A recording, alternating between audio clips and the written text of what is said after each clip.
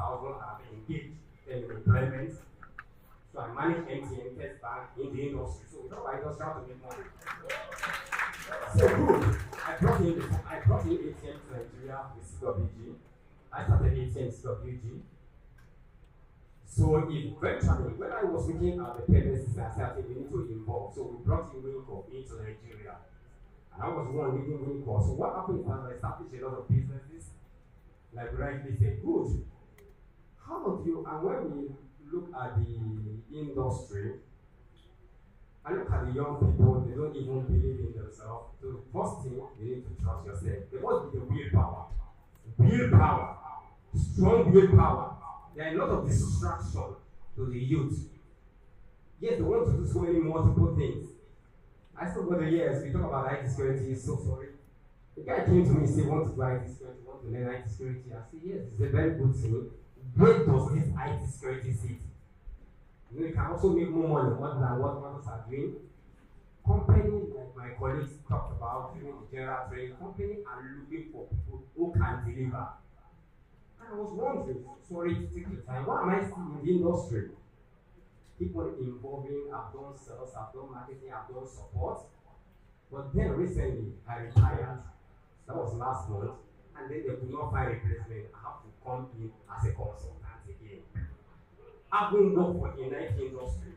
So what I'm saying is, you must have this passion. Let's look at the IT, you know, sure, you have that using ideal formula, please. Use ideal formula. You know where you are going to, ideal formula. When you use ideal formula, you know, this is a public framework that helps you align to the current services. Now, are you aligning to the current technology? What about the future technology? Now we talk about the technology. Who will be left behind? People that will be left behind that do not understand the current trend of IT, they will be left behind. So you need to look at how many types of IT we have here. The IT infrastructure as a service, software as a service, platform as a service. Then look at what does your customer want. It's not just doing, so it is study. So what we do is that in CWG, so we have a lot of technology, sorry, take time. We have a lot of technology we are into. I've done a lot of migration all over Nigeria for some of these banks and the industry, alike of MTN and rest and so on, and then bring in the yellow page. So what we do as a business thinker, we sit down, what can we offer to the society? Please, I think what the youth should be doing is that good. Infrastructure as a service, I use infrastructure as a service to make a lot of millions naira for my company and for myself. So what do I do infrastructure as a service? I got a lot of infrastructure service like a laptop, rent it out, service. You can do a lot of things that can fetch you money. Keep a laptop, go online for 50, trade for 50 laptops and the people are renting it. And you can still make money. You are not even talking about good. In our data center, we host a lot of users, a lot of people. People pay in what we talk about infrastructure. You have a data center, people can come in and host there. They can come in and host there. And we also have your PRs somewhere you can back up. Sorry for those who will be left behind. I think that is why such training is extremely very important and it's good for the youth. Clearly define your vision, where you want to be, and what be a strong willpower to break the frontier. It's not easy to break the frontier. You must break the frontier and have the mindset, please. Have the mindset. Don't go into something you know that you don't clearly define your dollars with. In fact, right from time, I'm not going to clearly define how much I want to make from every solution. So clearly define who are my target audience, who am I selling this, where am I taking this. Thank you very much. Thank you very much, Mr. Emmanuel. Thank you. From the answers our wonderful panelists have given, from Mr. Scott, he spoke about inclusion with people with disabilities, including them in our innovation. Ms. Cecilia spoke about how we need to include representation. She spoke about the Black Lives Matter. And Mr. Emmanuel also spoke about that research is the future. Have a mindset, know what you want, and you will get there. I'm going to move on to Mr. Scott, and I'm going to ask him this question. As AI begins to replicate cognitive tasks, once thought uniquely human, What does meaningful work look like?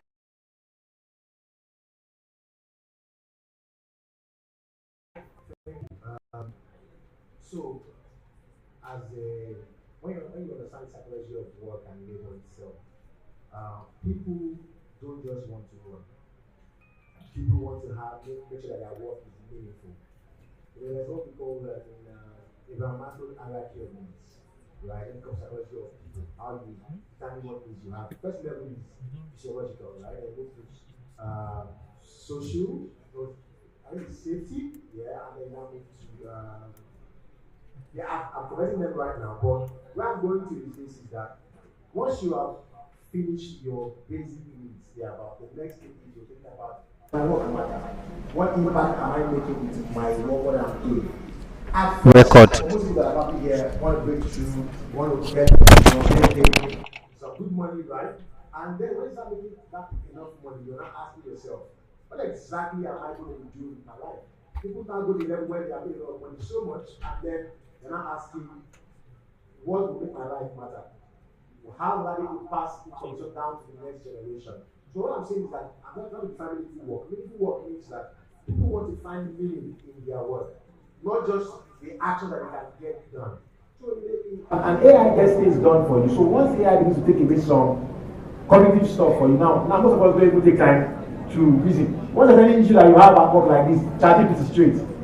I did that a lot to myself. Somebody asked me something one time to help me develop a particular framework. I just said to ChatGPT, run this for me. And when you finish running it for me, then I can begin to make meaning for it. What I'm going to say is that work has changed over time. But post AI, what we're now thinking about is what will make meaning to me and how will I find fulfillment in the work that I'm actually doing. Do you understand? So at that point, what we need to be thinking about is work that uplifts people, work that changes lives, work that transforms the society and the environment. Like what she said about when we are designing, let's use as simple as cartoons, right? When you are, let's say you are an animator, you design stuff, right?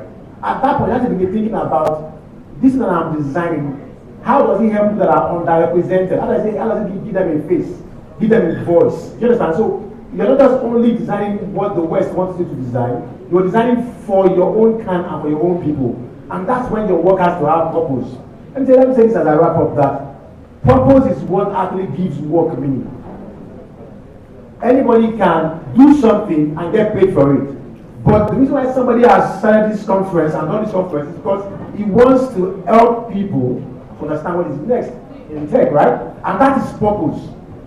So as we begin to go into the post-AI space and the AI world, we must begin to ask ourselves, what is the purpose behind what I'm doing and what meaning will this work give to me first of all and to other people that will benefit from that. Let me give you an example.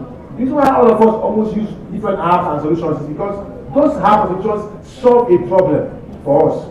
One million landlord is here, right? They're trying to solve a problem for people. It's because there's purpose behind the work that they're actually doing. So we must have purpose behind our minds when we're going to the post-AI space.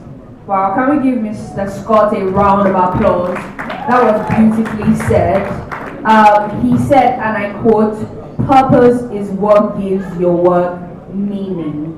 So when you think about the work that you're doing over a stretch of time, you want to think about what it means to you and what purpose it would mean for others. Beautifully said. Miss Cecilia, I'm going to be asking you this question.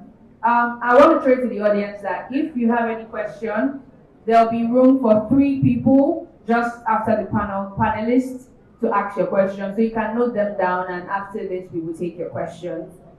To Ms. Cecilia, as we build software systems for a rapidly evolving future, how do you design for flexibility and resilience in technologies whose use cases may not even exist yet?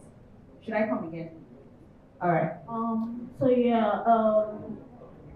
Currently we are in I think we are even more than we've passed the Gen Z era, right?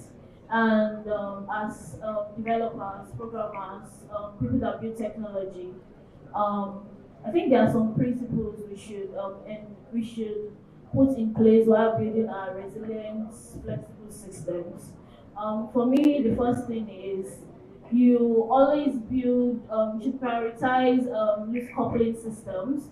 Loose coupling in terms of what we call our microservices. So you want to be able to build systems whereby if in future use cases your product needs to be used, maybe with a well-documented API documentation, it's easy to like integrate it without necessarily like destroying the whole concept of the product or the technology you're building. And then also we should prioritize open system. We should prioritize interoperability. What do I mean by this? You want to build systems that are able to like connect to each other. You want to be able to build systems that connect to, communicate, connect to one another. Just as the question says, they're building for future use cases that we don't even know what it may be. Next 10 years, it will change. Just the way the last speaker spoke about COVID-19. COVID-19 sort of like changed the whole game in the system. Now, even in the music industry now, like everything has changed. Most times now you see musicians trying to like put their music on Spotify and Apple Music and the likes of them. Like everything changed during COVID-19. We don't know if anything can happen again, and all the systems, like everything will change again. So you want to build systems for like these future use cases that you don't even know about. You want to build systems that are able like graceful degradation, whether it needs to be replaced or degraded, but then the whole concept of it, the whole concept of the system or your technology is not lost at the end of the day. So yeah. Thank you very much. Can we give her a round of applause? To Mr. Emmanuel. My question to you is, as tech accelerates, are we equipping learners to adapt or merely to comply? What would a truly future-proof learning ecosystem look like? Thank you very much once again. That is why we are actually having a lot of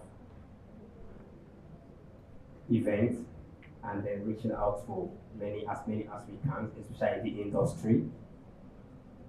So the young people, what we are actually doing, both on social media, both online, they've created a lot of platforms that the young people can go in there and learn through AI. But what we do, we have integrated AI in such a way that, yes, your response time and your resolution time, and that is the essence of most of the AI.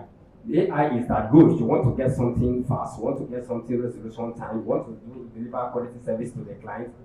The question was asked when we had our few board meeting, are you complying with AI? Everybody has to comply. AI in most cases now good. We have what we talk about MTTR, mean time to respond, mean time to resolve, mean time to repair, mean time to escalate, and failure for you not to be able to get those things done on time. What happened? You're going to lose a customer. We talk about customer-centric here. It's where you use most of those things and then impact on the youth. Currently, I've seen a lot of youth that has come in. Some of them study accounting, anyone with training manager. So they study accounting, some of them study economics, and some of them study different in agriculture. And they came to me and said, so sir, can I do this training? I said, why not? And one of the best guy now, I think, the guy came in, he was working in Standard Chartered Bank, the young youth, was working in Standard Chartered Bank, and he was earning 150,000. Let me tell you, you can forgo money for knowledge. So what the young guy did, he left there. I said, you know how much you are going to pay after this training? 60K. And he said, we don't mind. We went in through the training, and when we finished, we sent him to MTN to work for us. At the end of the day, what happened? In less than 1 year, he knows what he was doing. He was earning exactly 1.3 million. We could not pay him again because all his colleagues were still partnering with between 100. Why? Because he did something different. He created a database that could capture MTN IT infrastructure all over the world, wherever MTN is. Just simple. And the white guy fell in love with him. And we could not, and you know, when you are losing a key guy, that was the young guy that in the vision. When you lose a key guy, what happens? You are losing business. And that's why you keep on paying him above his colleagues. So at the end of the day, he was now a CIO in MTN. That's a young guy. And what happened is that he studied economy. So that guy studied economy and he was now an IT person in LTN. And then the other ones too went into IBM. He studied accounting. So the young youth must believe that they can do what we talk about cross-skilling. Don't think cross-skilling is extremely very good. Okay, how about people like us, if we want to give you a story? I just imagine when I was in secondary school, I did what they call pure commercial. Pure commercial, where I carried typewriter, I think Pickman and RSC have written it. Carried typewriter to Badagry where my center was. And I asked my lecturer, what would I be doing with this shorthand? Because I noticed that technology has changed.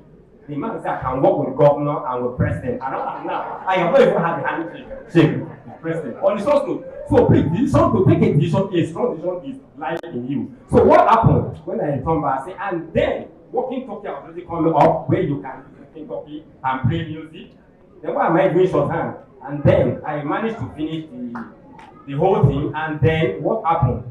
I went to join the so I picked up physics, chemistry, and mathematics. Then we have what we call arithmetic of science.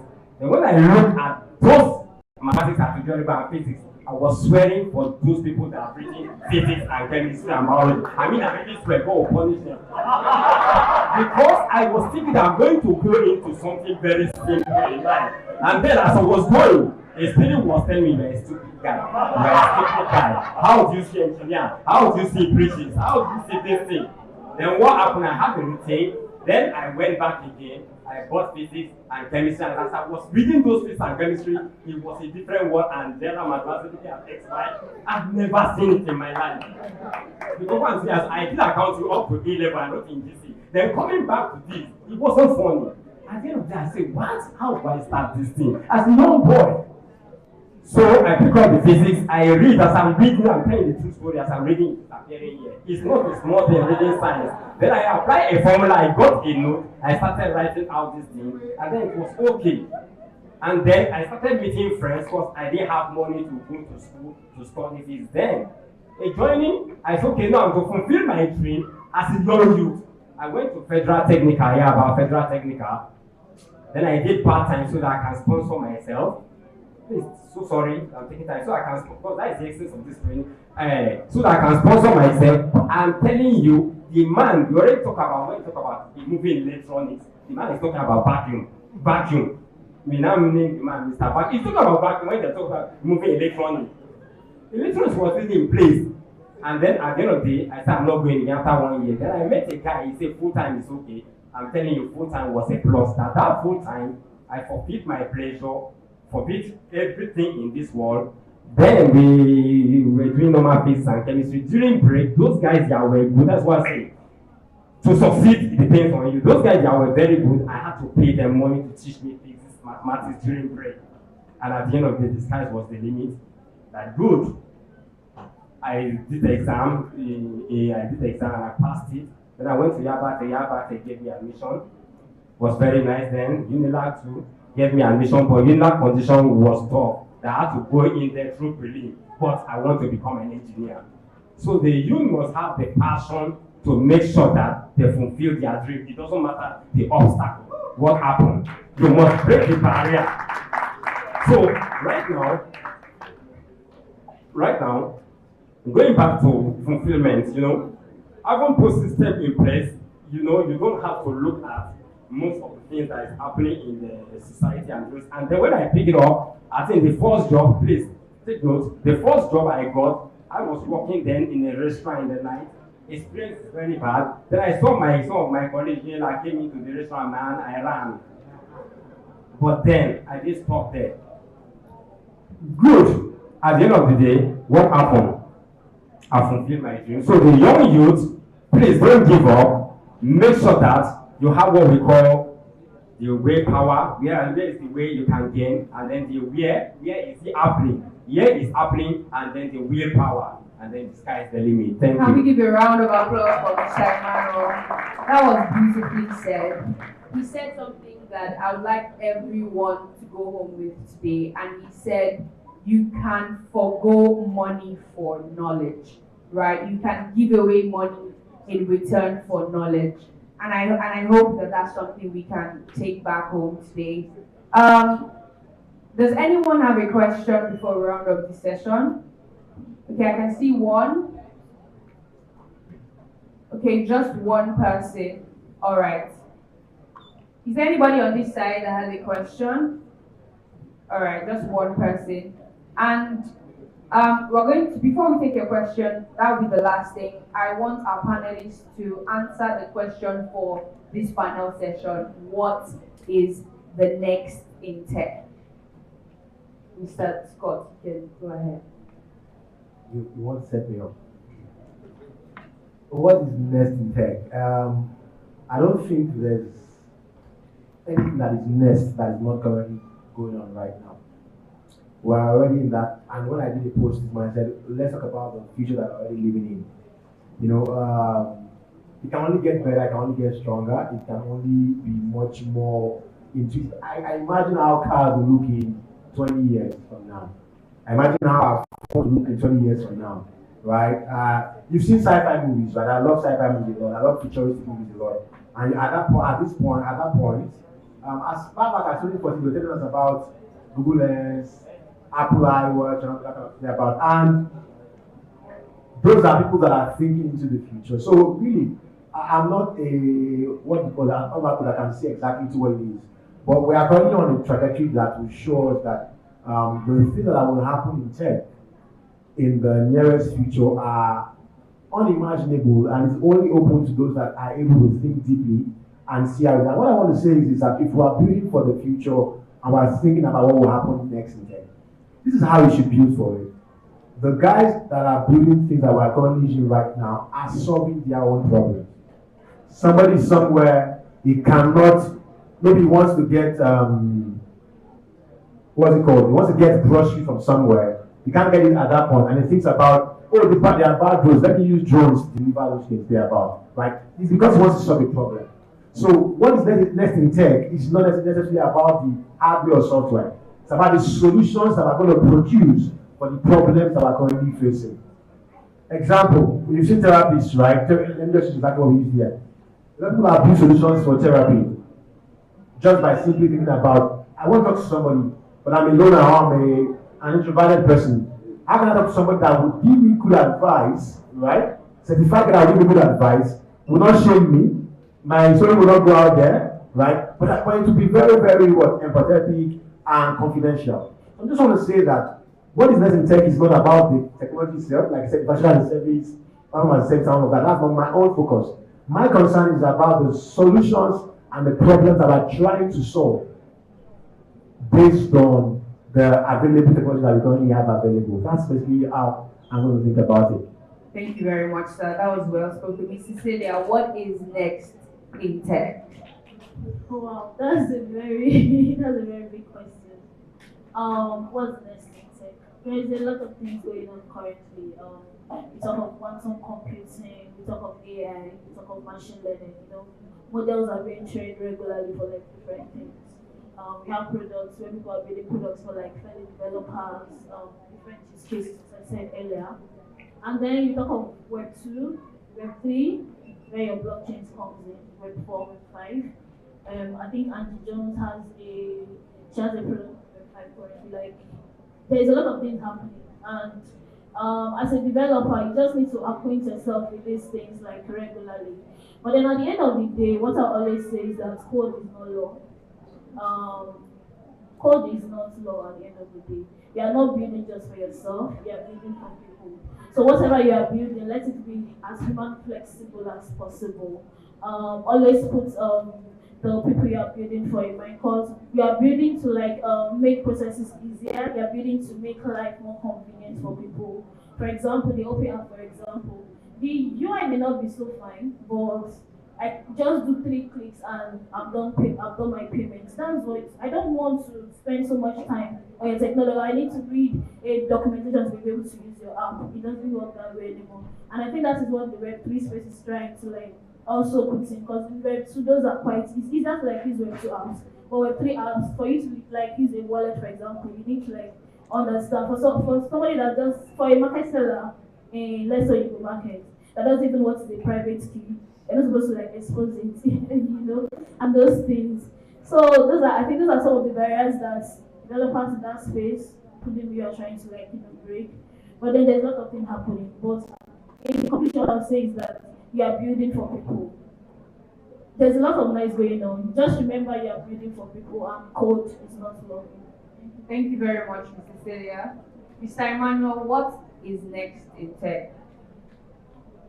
Thank you very much. What is next in tech is to continue to involve yourself in research technology, in research of technology, and then what again, you should note that the technology you see today become obsolete tomorrow. So when you are as a programmer, as the people who are actually doing the technology, how long, what's the lifespan of this my technology?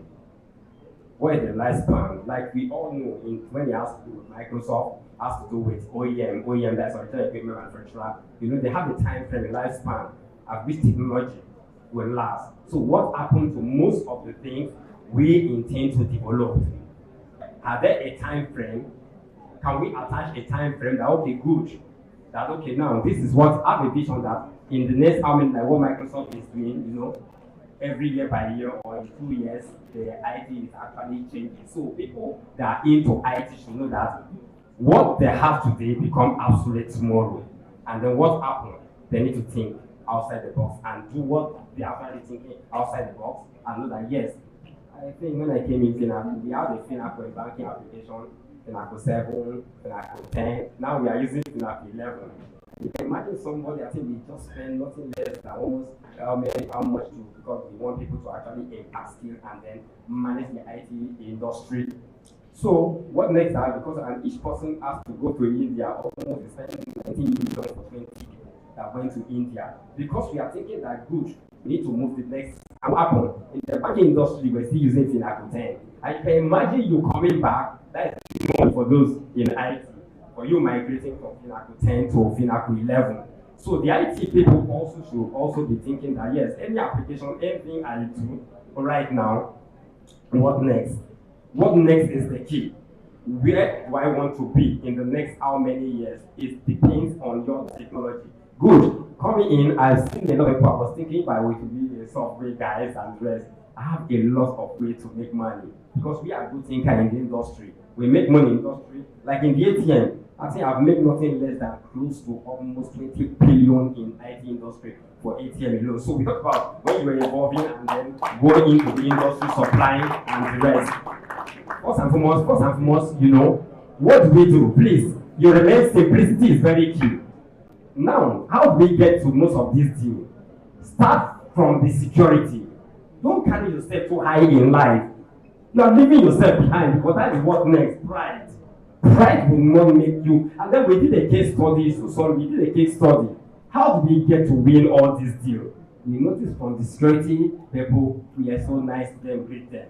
From the accountant, from everybody, the other way, always want to meet Oga. But you forget about there's a panel of judges like this that will say, which company can we give it to? That is how we win. We won most of those deals. I like this from this company. They are very humble. They will deliver. And that is how humbleness is the beginning to success. So we need to be humble and learn more. Can we give our panelists a round of applause? We have only one question for this session.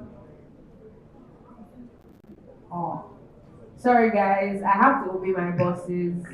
I believe there is another panel session, so questions will be taken then. I truly apologize. Once again, can we give our panelists a round of applause? Thank you, Mr. Scott, Mr. Emmanuel, Mrs. Celia. Thank you for joining us. Thank you very much. So we have a little present for our panelists. Thank you so much for honoring our invite. Where is my photographer? All right. Mr. Emmanuel, where is our photographer? Okay, happy.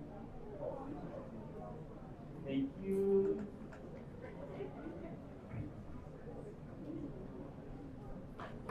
Thank you. And then for Mr. Very nice.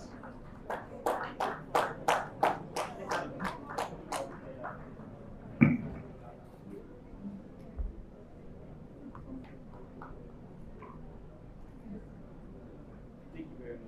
Thank you.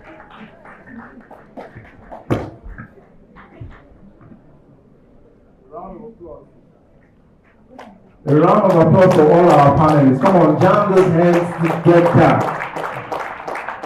How many of you gained something from that last panel session? Raise up your hands. If you gained something. If you gained something, raise up your hand. If you did not gain something, don't raise up your hand.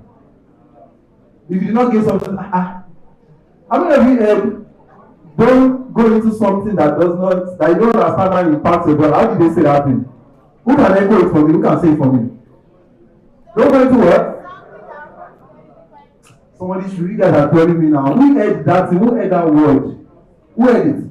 Say it. Don't go into anything that doesn't impact your dollar. Everybody repeat after me. Say, don't go into anything that doesn't impact your dollar. You know what the funny thing? He didn't say naira. He said dollar. Somebody say dollar.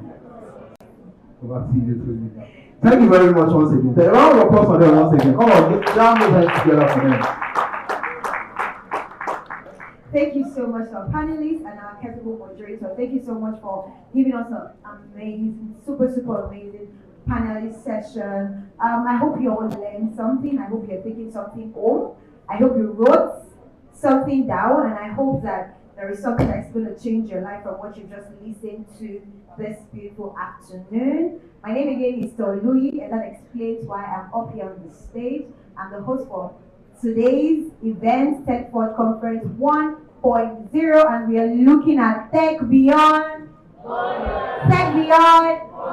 Amazing. Celebrate yourself. We've been here all morning. You're super amazing. I mean, look at you. You stayed all through the time and you've been learning. Thank you so much for choosing to spend your Saturday with us. So we're supposed to have.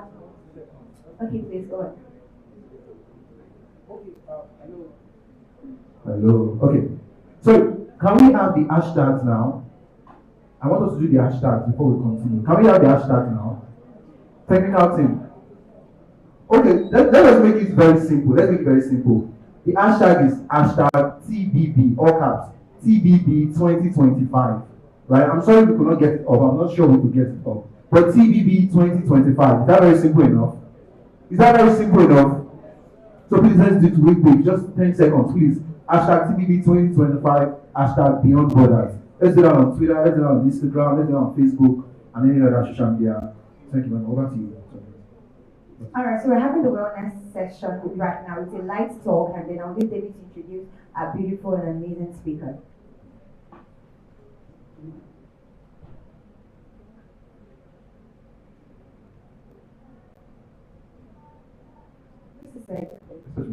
Okay, so before when we did the digital detox stuff, we talked about therapies, right? Where's the lady that asked AI could be your therapist? See.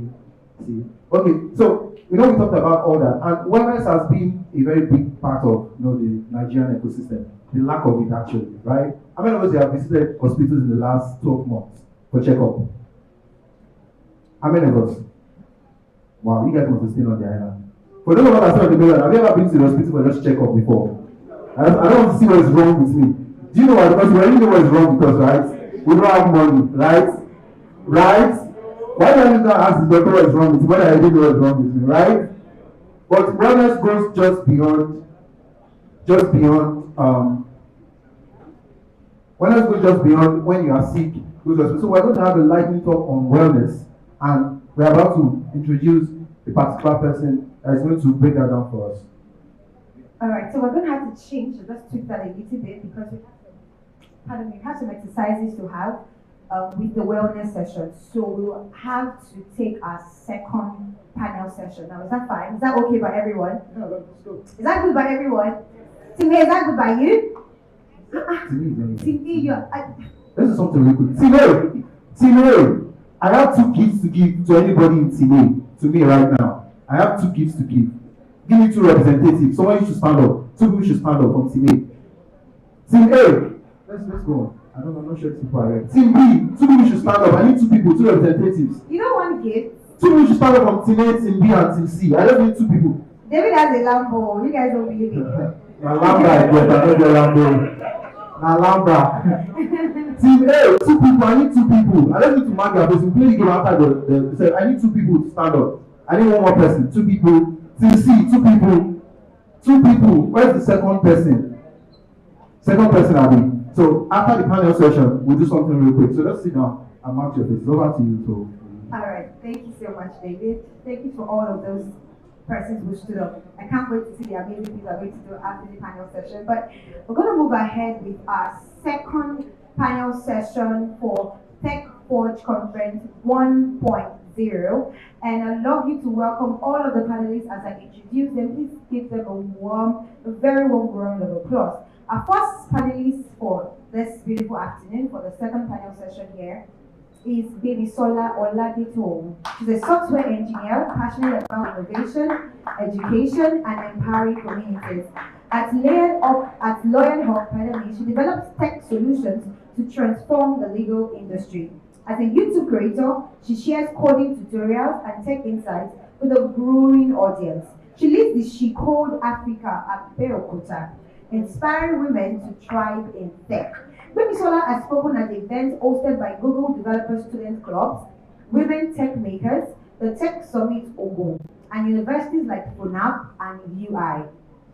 With expertise in software development and community advocacy, Gbemisola is committed to breaking barriers and shaping a more inclusive tech future. With a warm round of applause, please make welcome the leading woman in tech, Gbemisola Oladito. Thank you so much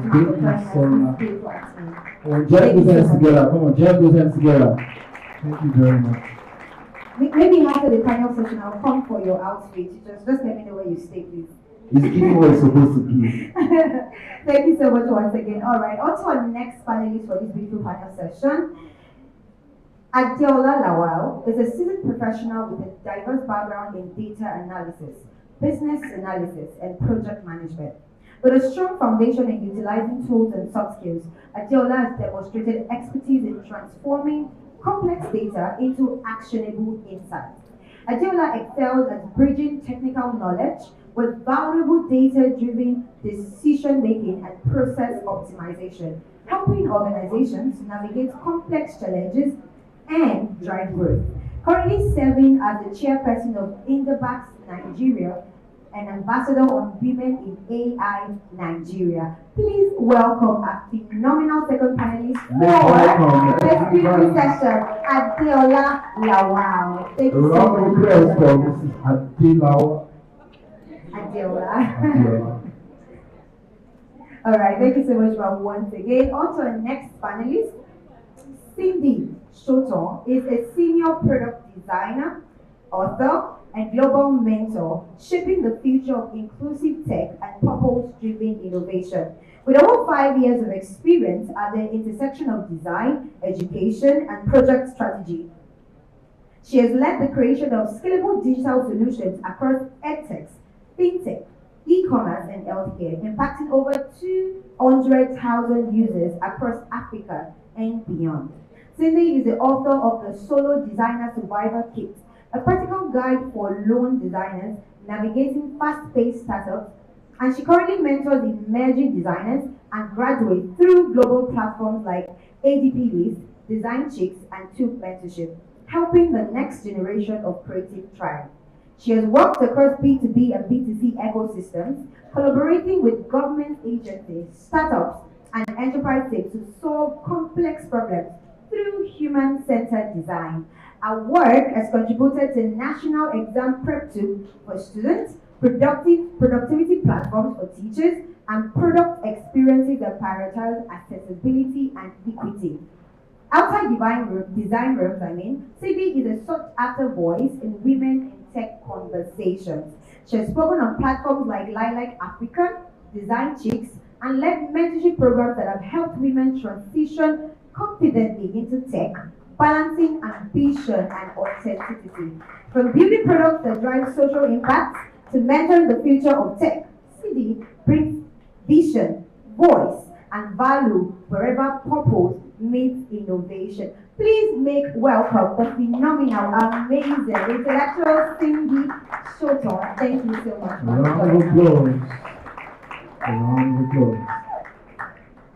Thank you so much. So again, I will not be moderating this panel, but I will leave this to the capable hands of our moderator. Please make welcome as we look at women in tech, breaking barriers, and building bridges. Diana Owadara, thank you so much, ma'am. Is that how you welcome your moderator? You see how people should. Thank you so much, ma'am. Thank you very much.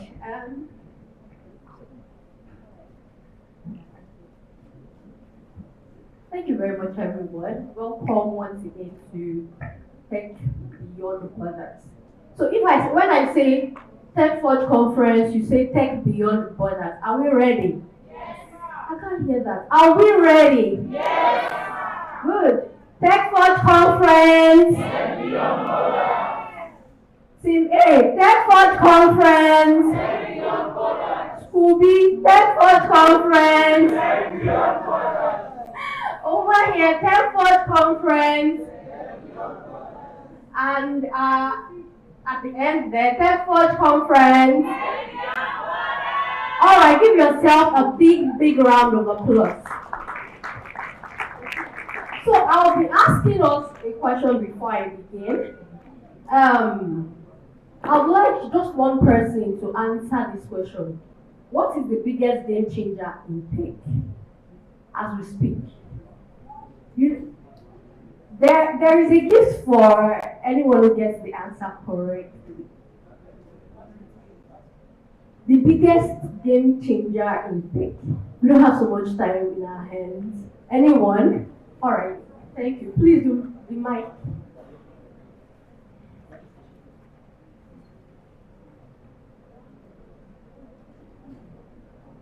In my honest opinion, I think the biggest game changer in tech has to be artificial intelligence. Artificial intelligence. Do we all agree? Do we all agree? Well, I'm here to bust your bubbles. What if I told you that the biggest game changer in tech? Women. Yeah, women are the biggest game changer in tech. And actually, that's what we're going to be discussing here today. These are amazing women. They are trailblazers because they are setting the pace. We see them, we all listened as they read their bio, and they've done excellently in their space. So these are women who are thriving in this space, and please, they are the biggest game changers. Can we give them, the host said we should give them a warm round of applause. But no, please, I want you to give them a hot round of applause. These women are hot. They are hot. So here, women are the biggest game changers in tech.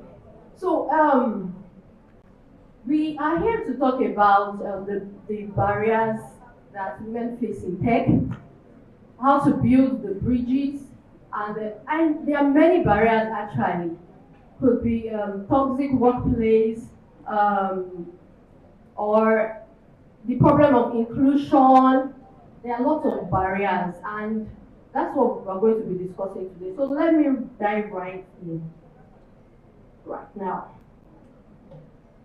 I'll be asking a question at the end of the session, and you'll also be asking the panelists your own question. So we'll try to make this very, very quick.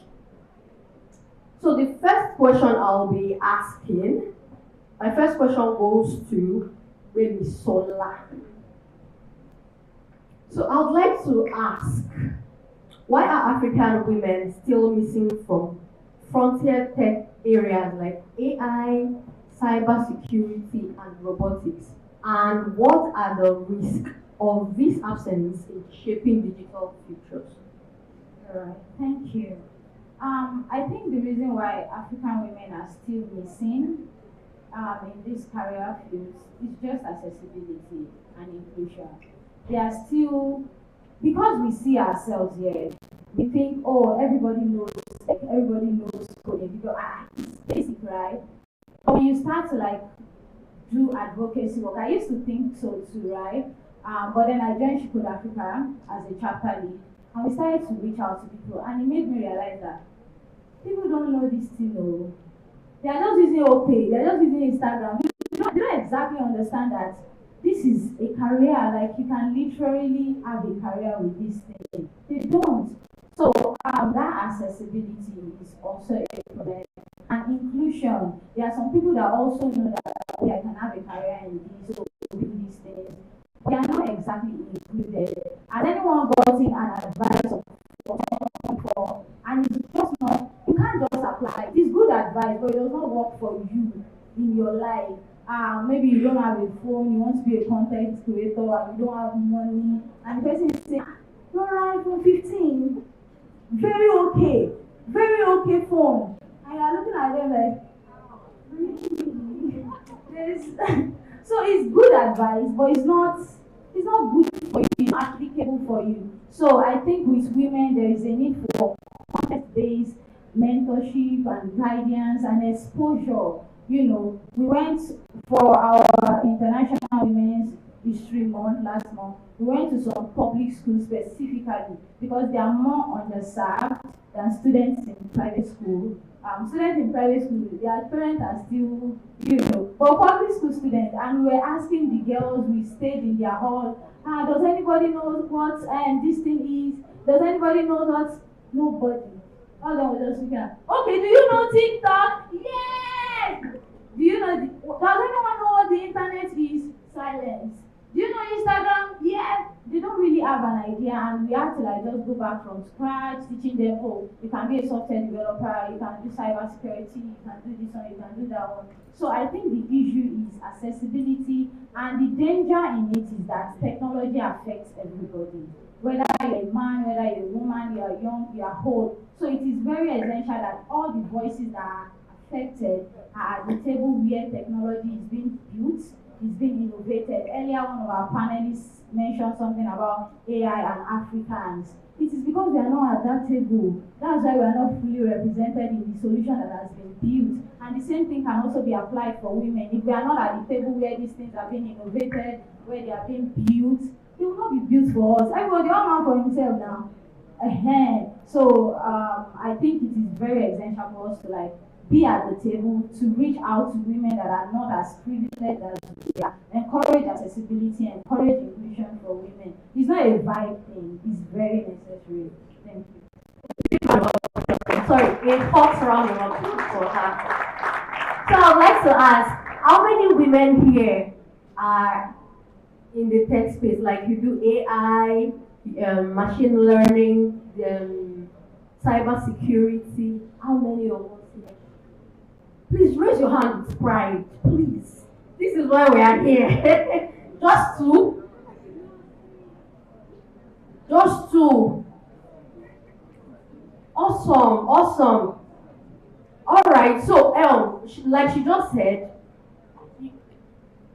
getting mentors to actually help streamline or give you the perfect advice or whatever suits you is what will help you advance in this space. Because if you're getting advice from a general perspective or from a general view, it might not suit your own case. And as women, we are we're beautiful humans. So moving on, so that we don't take much of your time. I'll be asking Adeola.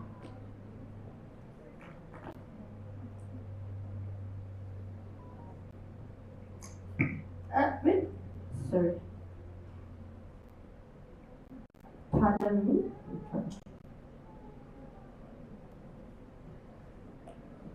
Okay, Adeola. How do we build communities that don't just include women, but are led, shaped, and governed by women at every level? Okay. Hello, everyone. So my name is Adela once again. So that question is a very difficult question because women are underrepresented pretty much. Now let's talk about the part where I lead as the chairperson for Indaba X Nigeria 2025.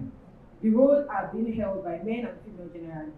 Now, coming from a perspective of a large community of about 1,000 ML, AI, and data scientists together, how do you want to manage that? So we are being underrepresented in the sense that we are not given the opportunity to come forward. Why we are here is for us to put ourselves out there. Things I can. The moment you keep doubting yourself, that's where that idea keeps popping in your head that I can achieve this, I can't do this. We are highly underrepresented when it comes to some of these things. Now, when it comes to community, now let's talk about, we have Chico Africa. Yes, we have other women communities. We have women in tech, we have women in AI. Pretty much what we have in women in AI space. We don't just allow women to attend conferences. They do attend conferences. We ask for their innovations. What idea, what are you bringing to the table? Now, when it comes to the point where we feel like, okay, women have these communities now, we are the one leading the communities ourselves. We have men that comes in to give us ideas, yes, but we want to be the frontiers. We want people to see us, what we are capable of doing. We don't want people to feel like because she's a woman, she should be in the kitchen. No, we are not in the kitchen. We are out there to make a change, and that's why we are here. To all the women out there today, I want to tell you, the community is very, very important because, one, you can't learn alone.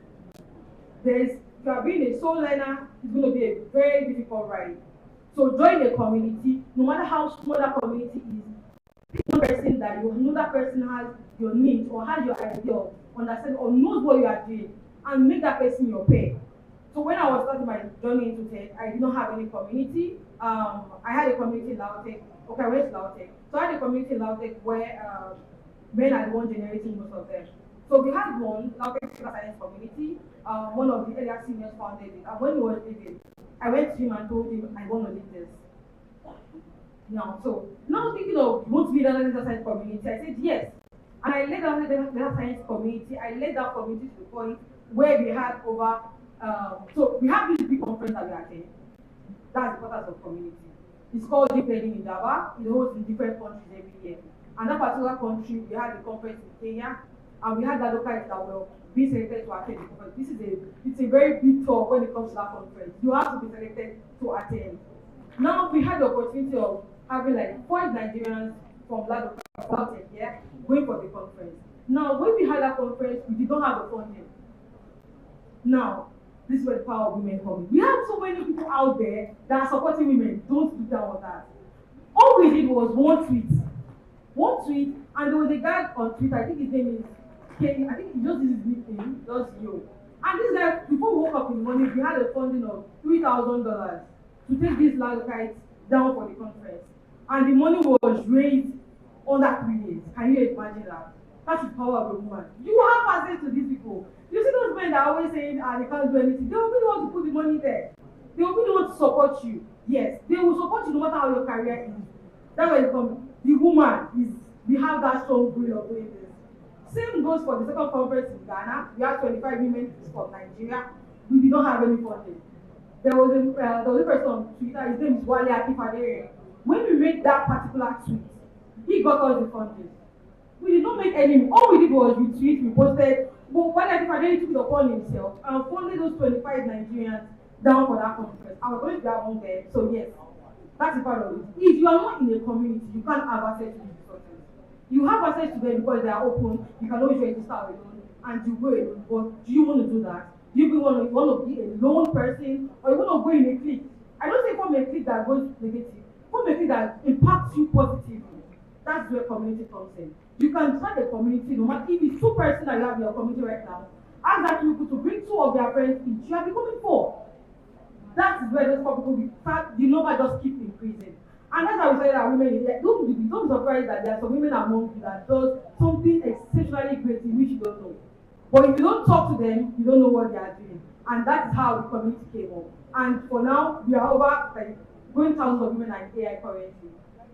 The labor community is growing, and we have the women in AI panel. It is always against the women. We don't allow the men to come in and pop in. Yes, it should be for the women. But they come in to give ideas, because without them, we can't go actually. But because with some of our mentors are men. Though we always have the harassment thing there, but not all of them. There are some of them that are so genuine, So I will encourage all of us, or every one of us to, as a female, you just need a support body. Look for somebody, look for a community that will support your growth. And yes, that's how it is. That was beautiful. Please, a hot round of applause for her. Yeah, I remember meeting Adiola last year at the Indaba X conference. Yes, in Abuja. Yes, and she spoke. She was part of the panels. Yeah, women in AI, and it was mind blowing. And right now, for the keep learning Indaba that she mentioned, I have applied, and I'm begging people, pray I get accepted.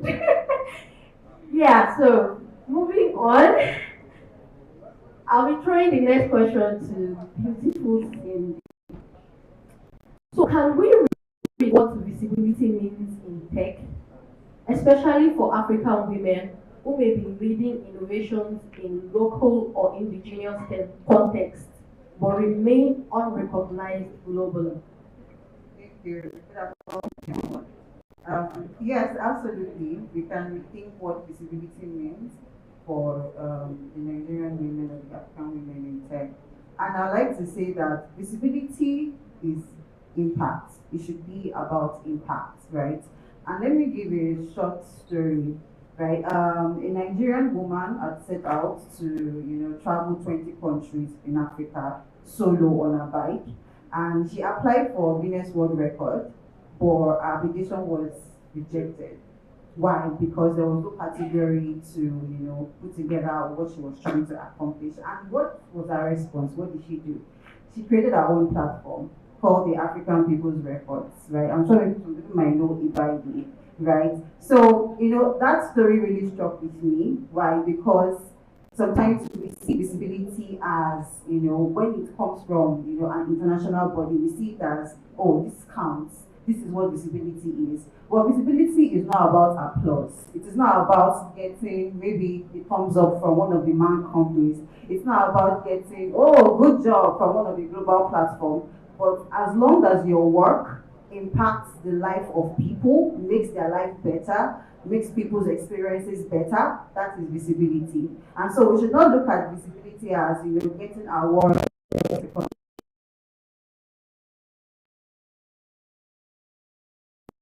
doing in the life of other people. That is how we should see visibility, right? It should be about impact and not about applause. That was beautiful. Please. Give her a bottom of applause. All right. I'd like to hear from you. So from you, then down to Kemisola, can you kindly tell us and share your journey into the tech space? Interesting. Thank you for that question. I have a story for this. My journey into tech is not a linear one, to be honest. Right. While I was a young child, I was a creative person. I'm actually a very creative person. So you would see me drawing, painting, making stuff, making cards. And then I would use my parents' computer, desktop. I would use my parents' computer, and then you find me on PowerPoint. I'm using clip art, using word art. Right? So my interest in computers was not in the techie sense, right? It was just about, let me just express my creative side, right? So I studied biochemistry in Obafemi Awolowo University. Great effect, no great effect yet, okay. All right, so I studied biochemistry in Obafemi Awolowo University, and during my tenure in school, I dabbled into a lot of activities, creative activities, leadership activities. I was doing graphics design, I was doing bridal hair. I was also the director of socials along the line when I was in school. And then after I graduated, during my NYSC year, I, stumbled on a course on project management. I had actually taken a course on project management while I was in school. So I saw that opportunity and I jumped at it, right? So that opportunity led me to the world of tech, right? So the project management course led me to, knowing more about web development. So it was like a prerequisite to taking the web development course. And that was my first exposure into tech. But it didn't stop there. After I had my child, and I saw an opportunity for front-end development. I was like, okay, sure, let me take it, let me try this. And then I applied for the internship. It was a very rigorous one. I don't know if anybody knows HNG here.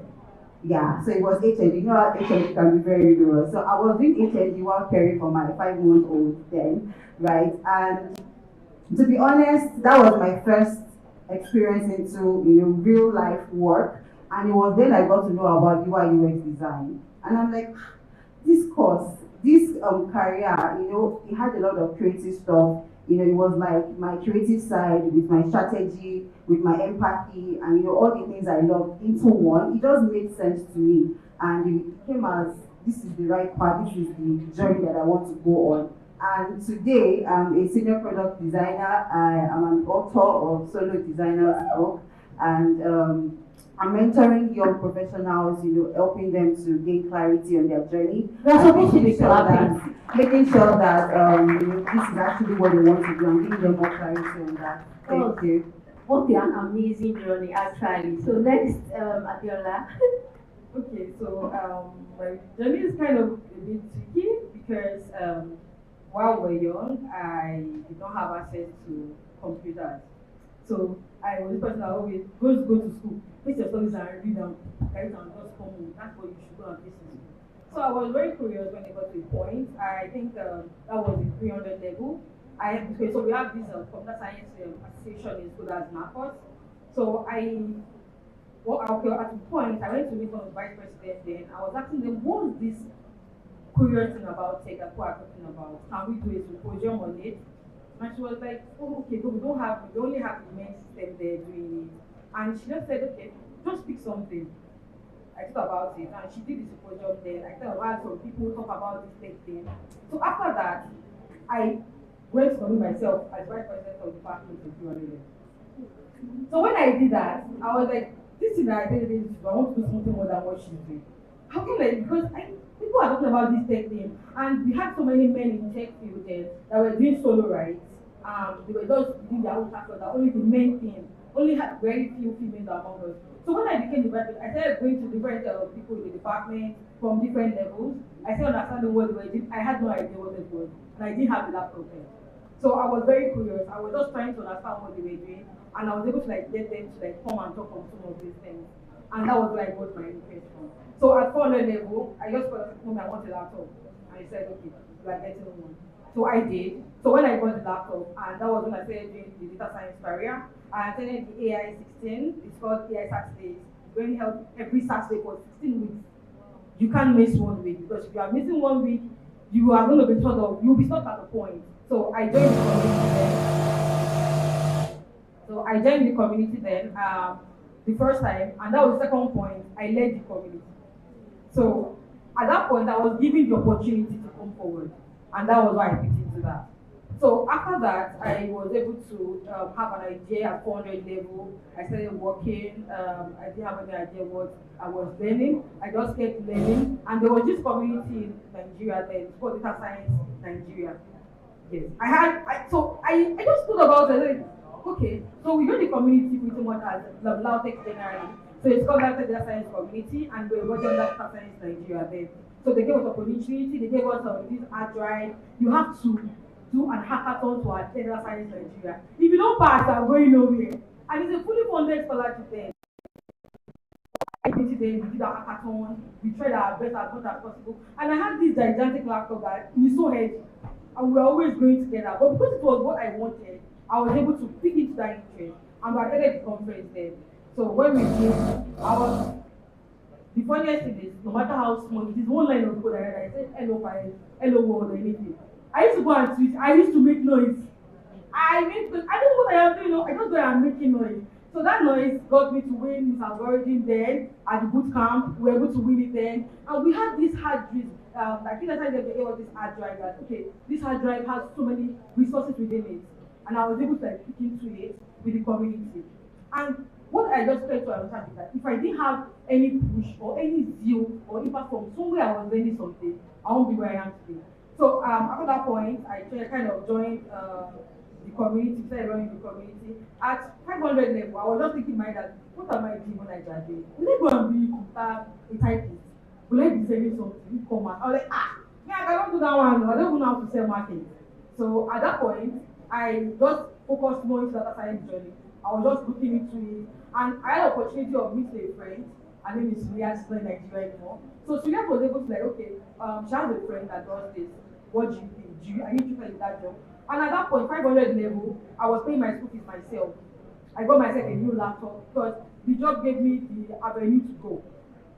So I joined Alluvium when I was in 500 level. From 500 level, I'm currently with Alluvium as QA lead at Alluvium. That is the growth channel. If they didn't give me the opportunity to grow, definitely I would not. So I was given that opportunity, and that was how I grew. So don't do down on yourself, no matter how small, start small. And please always make noise. Blow your trumpet. Don't let anybody know what you are doing. Any small letter code I write, I was making about that code because I know what I'm doing. It is not easy. So as a lady, I always make noise, and that's where it gets. That's why I got myself. Blow your trumpet, please. Okay. Thank you. Thank you. For me, my journey into tech was a transition from like an entirely different career. I used to be a primary school teacher. Yes, HCF, LCM, that was what I was doing with pride before I came in here. Actually, it was through my brother. I live in Adopta, even though I'm always coming to Lagos. There's this event in Adopta, it's called Open Tech Summit. The first year they did that event, my brother attended. And he came back home. I went to work and came back home from work. I saw rice and chicken. Oh Lord. He said you went for one tech event.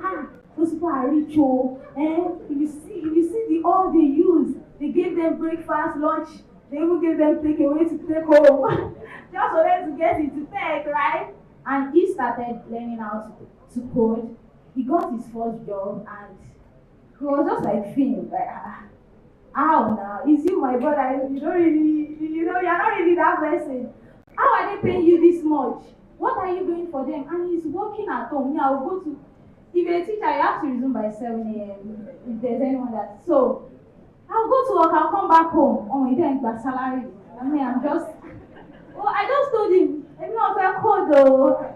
They were like, okay, no problem, you can learn. Start from HTML. So I resigned from my job and I registered at the hub. I started to go to the hub. I would learn HTML, CSS, JavaScript. But honestly, HTML was nice, CSS was nice, until I got to JavaScript. And I was like, hey, wow, this is interesting.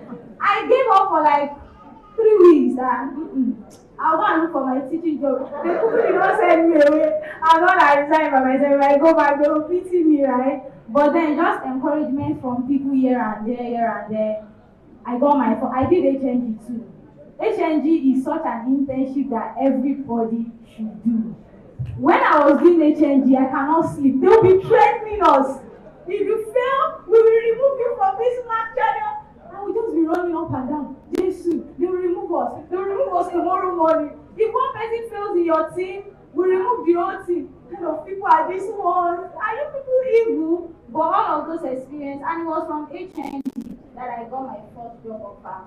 One of the guys that were in a team together, they will group you into teams, right? So a UI UX designer, front-end person, back-end person, build this project and all of that. And this guy was just unreachable. And if one person is not available, the rest of you are gone. So I tried to call him like, excuse me, sir, you are needed. Don't let us. He was not like, he has gotten a job, or he's not doing HNG again. I said, wow. I said, congratulations, I dropped the call. I now called him back. I said, my guy, please, in case you have any other thing for me. And then 2 weeks later, he called me like, there's no opportunity. It's for an intern. He's actually a junior developer, but me, I was still an intern at the time. I was like, I told him, I'm going to try. I can try. You should not worry that I can do it very well. And then they asked me to submit my portfolio. The CEO talked to me. I don't even negotiate salary. They just said, this is what we will pay you. I just said, thank you, sir. When I got off the interview, I told my brother, like, you're supposed to increase